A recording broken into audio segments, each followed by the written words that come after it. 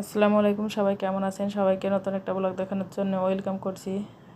আজ আমি এই যে বেগুনের টক রেসিপি নিয়ে চলে আসছি আপনাদের মাঝে। আমি যেভাবে বেগুনের টকটা রান্না করি, এই যে আমি দুইটা বেগুন নিয়ে নিয়েছি এবং একটু তেঁতুল ভিজিয়ে রাখছি। প্রথমেই বেগুনগুলো ধুয়ে ভালোভাবে গোল গোল শেপ দিয়ে কেটে নিয়েছি। তারপরে আমি হলুদ মরিচ লবণ মাখিয়ে নিব ভালোভাবে হাত দিয়ে ঘষে ঘষে।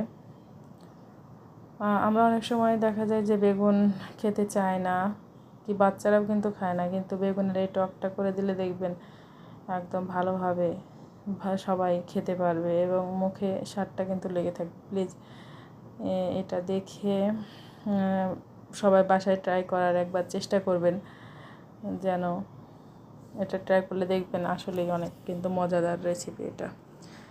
আমি যেভাবে আমার বাসায় রান্না করি সেভাবে আপনাদের মাঝে শেয়ার করার চেষ্টা করি। জানি না কার কেমন লাগে।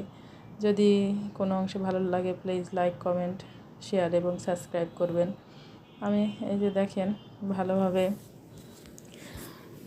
বেগুনগুলো ভালোভাবে আমি কেটে তারপরে এভাবে লবণ হলুদ মরিচ দিয়ে মাখিয়ে নিয়েছি এবং একটা প্যান দিয়ে দিয়েছি, সেটাতে কিছুটা তেল দিয়ে দিয়েছি। আমি এটা হালকা তেলে ফ্রাই করে নেব, যেহেতু এটা রান্না করবো এর জন্য হালকা তেলে এবং হালকাভাবে আমি ফ্রাই করে নিয়েছি।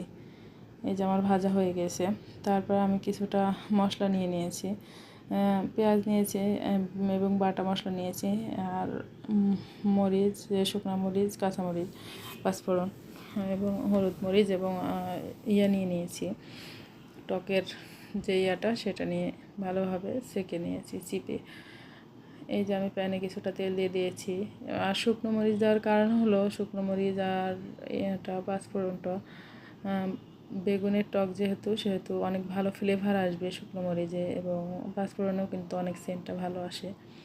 আমি সব মশলাগুলো দিয়ে ভালোভাবে এটা কষিয়ে নিচ্ছি। তারপরে কিছু চিনি দিয়ে দিয়েছি, 2 চা চামচ আমি চিনি দিয়ে দিয়েছি।